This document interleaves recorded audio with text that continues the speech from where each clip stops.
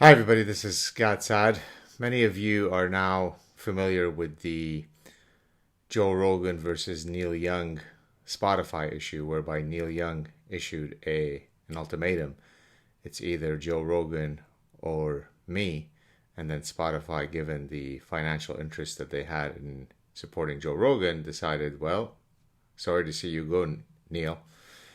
But again, what I'd like to discuss today is not so much the specifics of the Spotify reaction, but the idea that I am seeing everywhere, whereby people are saying this has nothing to do with freedom of speech. This has to do with Joe Rogan spreading misinformation that harms people. And when you do that, then you should be shut down. So let me try to again explain the concept of freedom of speech. Freedom of speech is not meant to only be used to compliment others. It's not there to be used to be nice to others. It's not there to be used to only spread truths.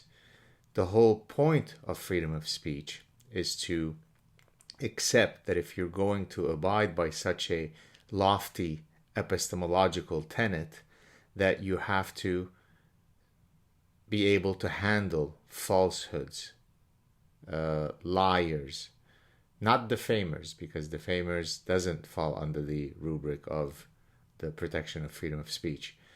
You have to support the right of racists to say they're garbage. Again, to repeat for the 1 millionth time, I'm Jewish. I support the right of Holocaust deniers spreading arguably the greatest and most severe of falsehoods, the denial of a historical reality whereby people were being massacred at a level of industrial scale level that is recorded, that is clear, that is documented. So there's almost nothing you could think of that is more vile than Holocaust denial. I support the right of those cretins to spread such falsehoods. Let me draw a few analogies to help the slow ones in the back row understand what freedom of speech means. Lysenkoism was a idea promulgated by Lysenko, who argued that the laws of genetics, heredity, were wrong because they were inconsistent with Marxist ideology. So he, as the head of whatever ministry in the Soviet Union, promulgated a false and incorrect position.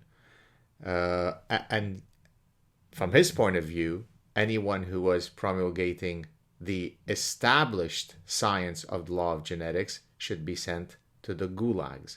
So the reflex, and by the way, it led to the death of, there are different estimates, but 20 to 30 million people starved and so on because of the agricultural crop failures. So the idea that there is a official ministry of truth and that truth is too important to allow other voices to be heard is precisely the reflex that litters our entire human history. You have to be of this religion, and if you're not, you are causing harm to society. So that's why we have to decapitate you. Let's take a less nefarious example. Tom Cruise is a moron. Tom Cruise is someone who is into the Scientology stuff.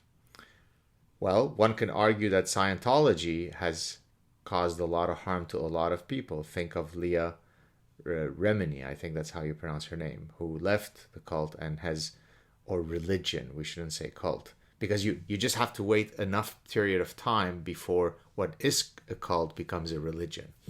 But in any case, he has promulgated the idea, because it is part of the beliefs in Scientology, that psychiatry is a garbage field. There is no such thing as psychiatry. There is no such thing as psychiatric disorders. You just have to exercise and take vitamins. The whole field of psychiatry is fraudulent. Therefore, when he goes on Oprah and spreads that, that's misinformation. That's literal misinformation. Now, by the way, let me then take the other side of that argument. Psychiatry has been filled with tons of quackery throughout its history. So many of the things that revered folks in the history of psychiatry, whether it be Carl Jung or it be Sigmund Freud, have said things that are utter pure quackery. But then we didn't come and say, let's ban them, or let's ban those who disagree with the fact that any single psychiatric disorder that a human faces must be because Uncle Joe did this to me when I was a child, or it must be some sexual repression from my childhood and so on. We know that's not true. It used to be that if you had schizophrenia, an organic disease of the brain, it was due to a schizophrenic mother who hugged you too much or didn't hug you too much. Should we have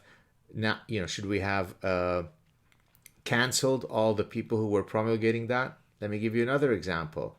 Touch therapy is part of the medical quack industry, whereby someone says that they can hover their hand around someone's ailment. Oh, you have a tumor in your stomach? Through touch therapy, I can provide you with, radiation of energy fields from my hands that will solve it for you. Of course, touch therapy is complete nonsense.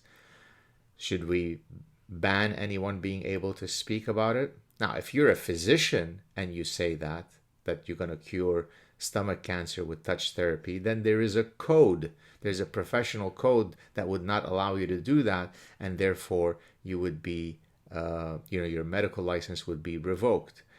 But this idea that we ban, we cancel people because they say things that are contrary to what is accepted as truthful today is a astonishingly bad idea. Because science, even within the austere, quote, unbiased world of science, things change. What we thought was true 300 years ago is only a provisional truth. Then it gets updated. And that mechanism, that autocorrective mechanism, happens when all ideas are allowed to enter into the arena. That's what makes the scientific method the great epistemological liberator that it is.